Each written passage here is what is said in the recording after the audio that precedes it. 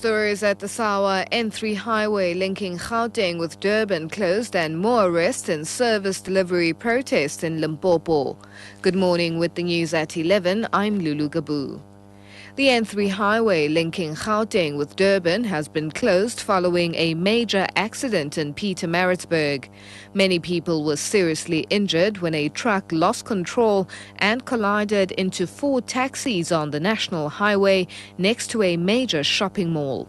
Netcare's Chris Porter. The people in the taxis were trapped when we arrived there, and probably about 30 of them sustained injuries. Paramedics are still clearing up the scene of the accident, and the roadway will remain closed for several hours while cleanup operations is in progress. At least 6 people have been killed and about 20 others injured in various accidents around KwaZulu-Natal this weekend. A man has been to death as flames gutted his shack at the Mandela Park informal settlement near Hout Bay in the Cape Peninsula.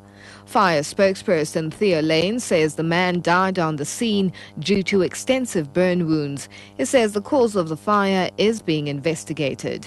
This morning we responded to Mandela Park in Hout Bay, where we had one shack that had burnt. By the time we arrived there, the fire was already out. And whilst ensuring that the area was safe, we located one adult male that had sustained a fatal burn. He seemed to be the only occupant of the shack at the time.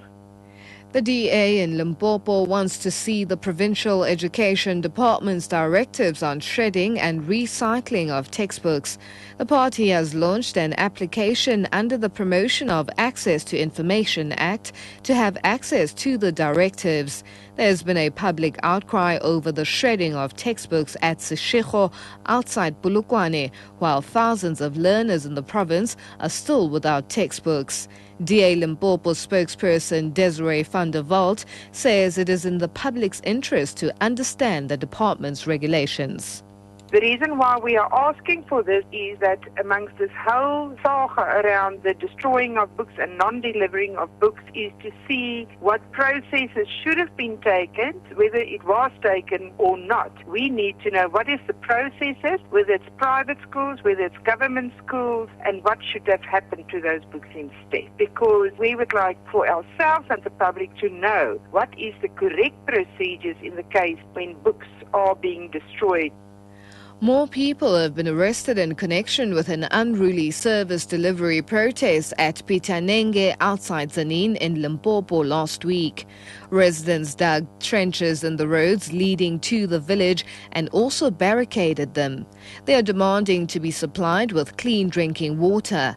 Police spokesperson Moajengwepe says they've arrested another 9 people in addition to the 9 who were arrested last week. We proceeded tracing the ringleaders, whereupon all including the ringleaders, we have arrested 18 suspects who will then appear before the Reserve Magistrate Court soon. We therefore continue to have a maximum presence in that area because now those people end up going around and even disturbing schools and digging the holes in the route entering that road. So we are on top of the situation and we will make sure that we can move from that area up until everything goes back to normal. And finally, further afield, former New Zealand rugby coach Graham Henry has revealed he suspected possible match fixing in the All Blacks' shock 2007 World Cup loss to France. The All Blacks' 2018 defeat to France in the quarter-finals paved the way for the Springboks to win the coveted trophy. Henry's suspicions are revealed in excerpts from his soon-to-be-released biography. He analysed video coverage of the game and concluded that English referee Wayne Barnes and his touch judges Jonathan Kaplan from South Africa and Tony Spreadbury from England had favoured France. In particular, they missed an obvious forward pass when the French scored their match-winning try.